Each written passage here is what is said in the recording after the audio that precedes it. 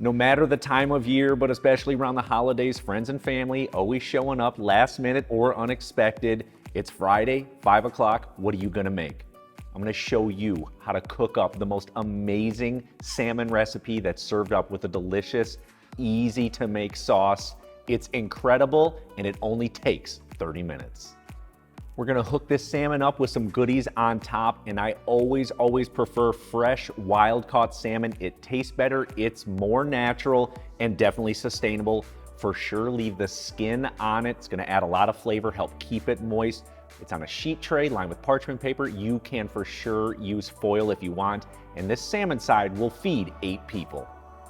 So now to knock out a little bit of prep, I'm going to simply run a few garlic cloves right through a garlic press. Gonna finely mince them up. Next, I've got a lemon. We're simply gonna slice it in half. And now to dress up this salmon, squeeze both of those lemon halves all over this salmon. It's going to integrate a lot of great citrus flavor right into this fish. And next, add the finely minced garlic right to the top of the salmon, and then using your hands, rub it in and incorporate it all over it. It's gonna literally take this to the next level and make it so dang delicious. And if you wanted a substitute, yes, you can sprinkle on some dried garlic granules. Next, drizzle some olive oil all over the top of the salmon. It's gonna help add flavor and of course, brown it up when it's sitting under the broiler. And then of course, we wanna season it with sea salt and fresh cracked black pepper. And I always say season high, be about a foot away from what you're seasoning so you can cover all the surface area so each bite that you take is absolutely delicious.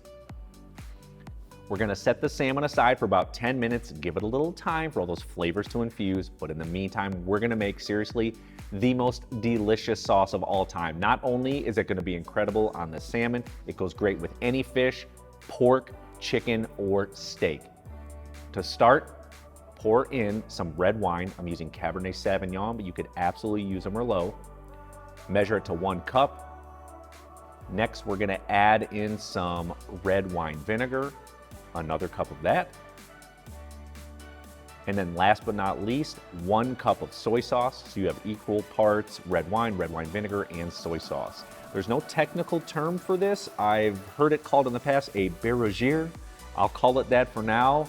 It's incredibly tasty. I can't say it enough. Lots of great umami flavors in there to season up this salmon with.